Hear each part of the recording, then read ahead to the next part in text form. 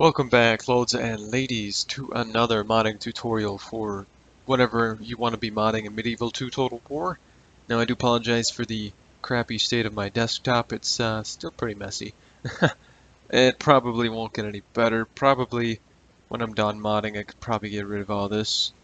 Probably get rid of all this. Probably still have to keep that stuff for some point. But yes, we're going to be getting into the mods folder for your Medieval 2, so in the top left here you can see, so basically just go to a data folder, go to program files, or just follow this steps. All right, it's not that difficult. You know what, I'll just show you just in case. For fuck's sake. Welcome back, lords and ladies. Let us begin another modding tutorial for Medieval 2 Total War. Probably a submod under that because I still haven't got the unpacking stuff to mod Medieval 2, but I would love to get it. That way I could just mod Medieval 2 with whatever the hell I feel like. But we're going to be going into your program files folder.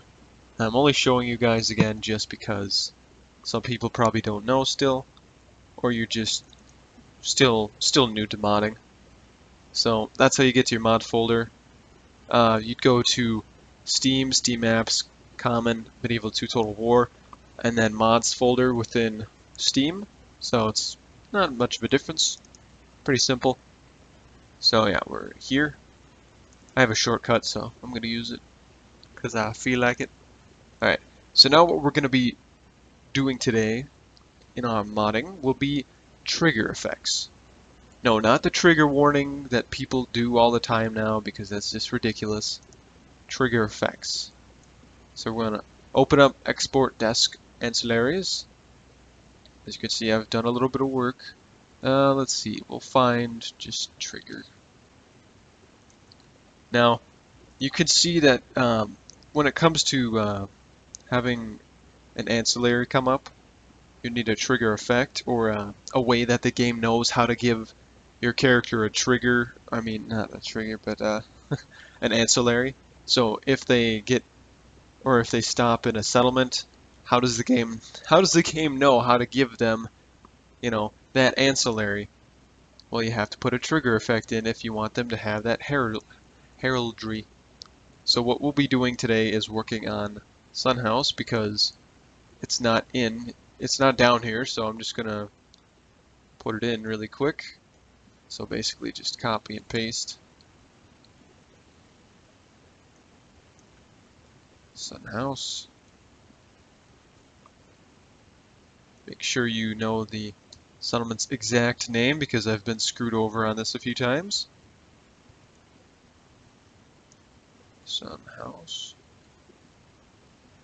And also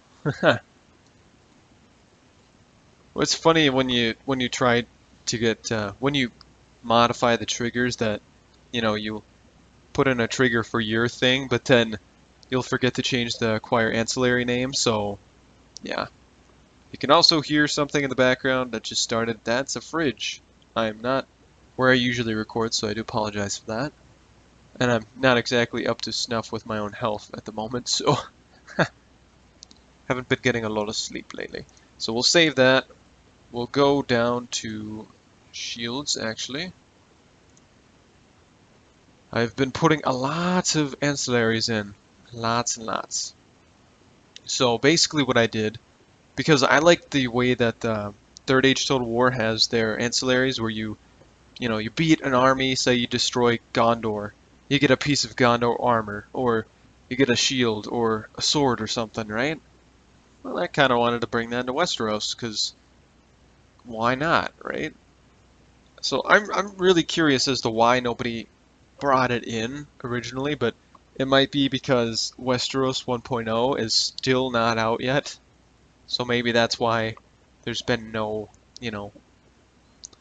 surfacing or resurfacing of this, but it's pretty simple. I just went in, copied, pasted from the Third Age mod how to, just for this part, because I was unsure of how to code it in correctly. So the best thing to do is just look at it, change it to what it is for you, and that's it. So I'll just show you really quick, just kind of, so I'll just copy and paste. I did this. There are 19 factions. So yeah, and I did banners too. So banners and shields, that's 38 of these. That's a lot more than you think. Plus pictures. So we'll go with, we'll just do red wine. Why not just red wine? Red wine. So we want to change the general faction. Red wine is the Normans. And then also the shield, which is just, actually I'm not sure if it's red wine or whatever, but you'd put the name of the shield ancillary there, or whatever ancillary you want to give to people after a battle, you know, so on and so forth. It's pretty simple, pretty self-explanatory. Also, you want to make sure that you actually have, you know, pictures to back up all your stuff. See, I don't have any of these pictures in the files yet. Oh wait, I'm gonna need that. So I'm just gonna toss these in really quick.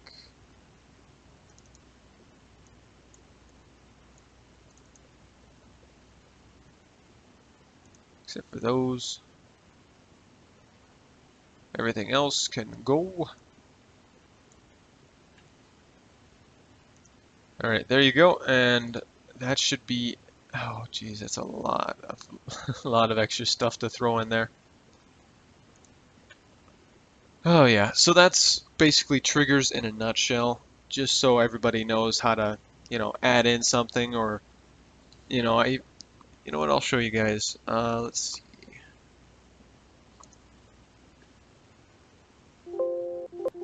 What? Just, you can only type a number here. Well, how did I do that? I've been trying to get that for the longest time, and I finally did it without even trying. Jeez Louise, sometimes. Alright, so like Valyrian swords, just as we were at, or where we were at, what they had put in the game so far for these was, let's see, I'll just see if I can find it. But what they had done is they put in the different region numbers for all the citadels. So right here, you know, is region of such and such and such and such. And I don't know if that actually works, but that's a 1%. So I just put in all of them individually. I don't know why, but I just did. So I put them in all individually, so you get a 3% chance now, because it's literally impossible to get one with just one, because I've never gotten one. Probably because I never had anybody in there for 100% of movement points, but that's what that means, remaining movement point percentage. So yeah, that's interesting. Yeah, when you dig around in some of the trigger files, or just the trigger section, see what triggers something to pop up, like some of these swords. They have the tiniest chance if you go to this settlement or whatever, or you have to have this ancillary or whatever. It's interesting. It's a lot of fun, and I do encourage everybody out there who wants to be a modder or is interested in this kind of thing, just try out something, you know. Make your own trigger, make an alligator pet that only appears in the northern part of the map or something. Like, I did that with wolves, actually. Let's find a wolf.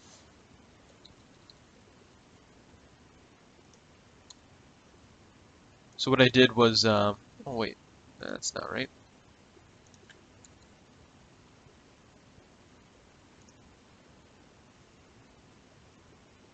Well, where did it go?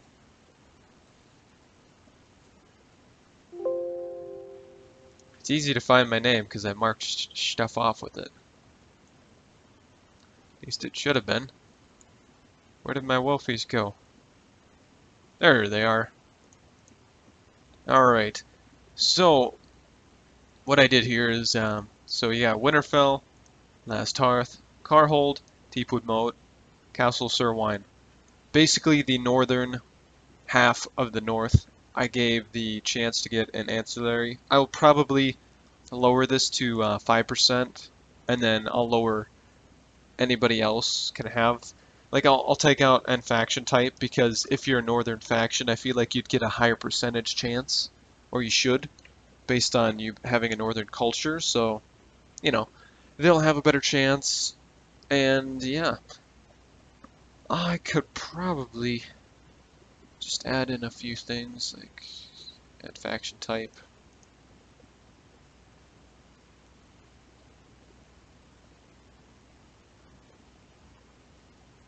I don't know if I ever added the add faction type Dreadfort for the Starks. Might have to do that because you have to do everything. It's complicated. But yeah, that's basically it. You know, I made it a little bit special for the Starks. You have a higher percentage chance, maybe an 8%, maybe a 5%. I don't know. I just made it higher so I could actually see if it works. And I'm trying to get like an ancillary to get. I'll probably add this at the end if I figure it out in time. But I'm trying to add an ancillary so that you trigger it. Say the direwolves, right? So trigger a small direwolf pup. Like in the beginning of Game of Thrones, they got their direwolf pups. All right. So then, if you stick around or you have it, I want to get it so like you have it for say 10, 20 turns. It upgrades that ancillary. So then it takes the previous one away, but it gives you a new one. It upgrades it. So I want to see how to do that, and then I'll show you guys how as soon as I know. So, thank you everybody. I'll see you in just a second, or maybe not. Alright everybody, so I've done a little bit of digging into the idea of the ancillary triggers, whether you can replace a current ancillary or get rid of it or not, and the answer is simply, well, you can. It requires a great deal of work, but under this you should be able to, if you go into the let's see, somewhere in the, I don't even know, I really haven't even looked into this that much, because you have to get a specific character, you have to name specific characters to get a trigger, and this isn't in the ancillary area like usual, but this is somewhere else completely, and I don't know where it's at. I haven't really dug into it too much. I just found the spot and to see if it would help my needs and my ideas, and it didn't. So I haven't gone beyond that. But if you guys want to look into this, I'll put the link in the description where I got it. But as far as it goes, console commands, you could get a command to trigger the removal of an ancillary, and then say the factionaire has a crown for the factionaire, right? And your faction leader just died and they have their own crown. Okay, so you could put a command prompt that works for the faction leader and faction heir. Faction leader gets the faction leader crown, and then faction heir, gets their own. So your faction leader dies, your faction heir loses the faction heir crown but gains the faction leader crown, and then the new faction heir gets the new one. So you can do that, so on and so forth. It's easier to do, I believe, with faction leaders and faction heirs, because in that way you don't have to specify which character it is, because after that you'd have to put every single character. Like if you really want to go all out on one ancillary that you want for everybody, like if I want direwolves for everybody in the game, I would have to have every single person, like in this file. I don't even know how to code this or mod this yet. I would have to have every single person in this file, as well as children as that are known to me as well. Every single general. That's way too much. Never gonna do it. maybe maybe a faction leader, faction heir thing for some ancillary thing down the way. Maybe I'll add this in as another little snippet. I'll learn more about this, but At this point, this is the only way to remove an ancillary while in-game. Otherwise, I don't even believe you can remove one via the console command. Like, you have to console command it, but have it be like an event. See how it's event, you know, has to be scripted event that you can get in. So